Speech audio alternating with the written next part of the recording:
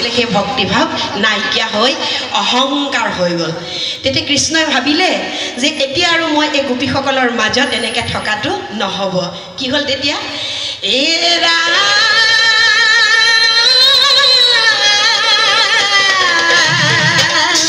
এই গোপীৰ পৰমইটো দেখি অহংভাৱ দেখি নসহিল গয়া গোবিন্দৰ গাঁও এৰা মন্ত ধ্যান হৈলা কৃষ্ণ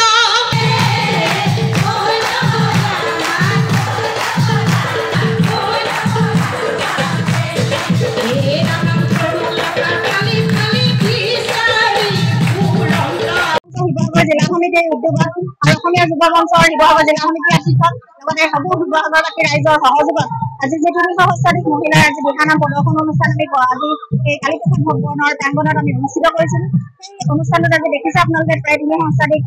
ভক্তগণ মহিলা আই মাতৃসকলে তেওঁলোকে ইতিমধ্যে দিহানাম পৰিৱেশন কৰি আছে আৰু আমি ভাবিছোঁ যে আমাৰ যিটো চিন্তা আছিলে যে আমি মহিলাসকলক একত্ৰিত কৰি কিবা এটা কৰোঁ তেওঁলোকৰ সুখ আৰু তেওঁলোকৰ চিন্তা চেতনাক উদ্বুদ্ধ কৰিব পৰাকৈ সামাজিকভাৱে আধ্যাত্মিকভাৱে তেওঁলোকক আগবঢ়াই আনিবলৈ আমি এটা চিন্তাই আমি এটা পৰিসৰ যিমান এটা বহল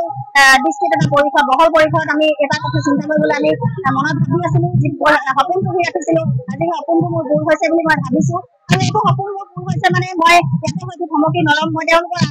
মুখবোৰ দেখিছোঁ তেওঁলোকৰ হাঁহিবোৰ দেখিছোঁ তেওঁলোকে যিটো সুখ পাইছে ভগৱানৰ নাম লৈ বা আধ্যাত্মিকতাৰ চিন্তা চেতনাৰে তেওঁলোকে উদ্বুদ্ধ হৈ যি সুখ পাইছে সেই সুখটোক মই ধৰি ৰাখিবলৈ চেষ্টা কৰিম আজি সেইটো মই আৰম্ভণি বুলি ভাবিছোঁ মই অনাগত দিনত ইয়াতকৈ বেছি তেওঁলোকক আগবঢ়াই নিবলৈ চেষ্টা কৰিম আৰু মই ভাবিছোঁ যে এগৰাকী মহিলা এগৰাকী নাৰী যেতিয়া এগৰাকী মাতৃ যেতিয়া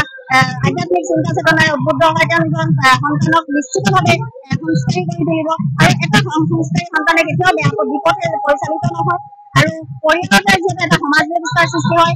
এটা সুস্থ পৰিয়ালত এটা ভাল মানে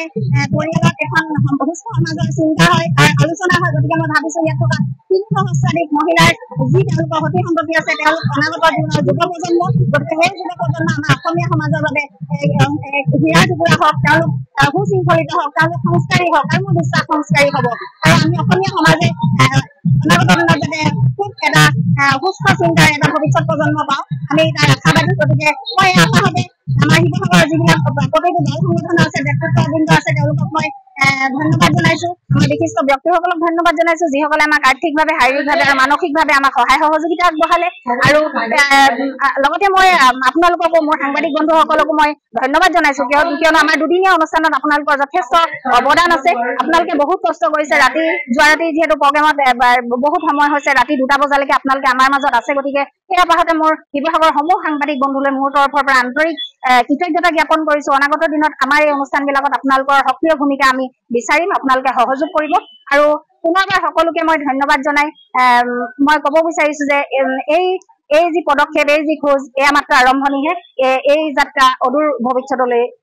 নিশ্চিতভাৱে বৈ থাকিব ধন্যবাদ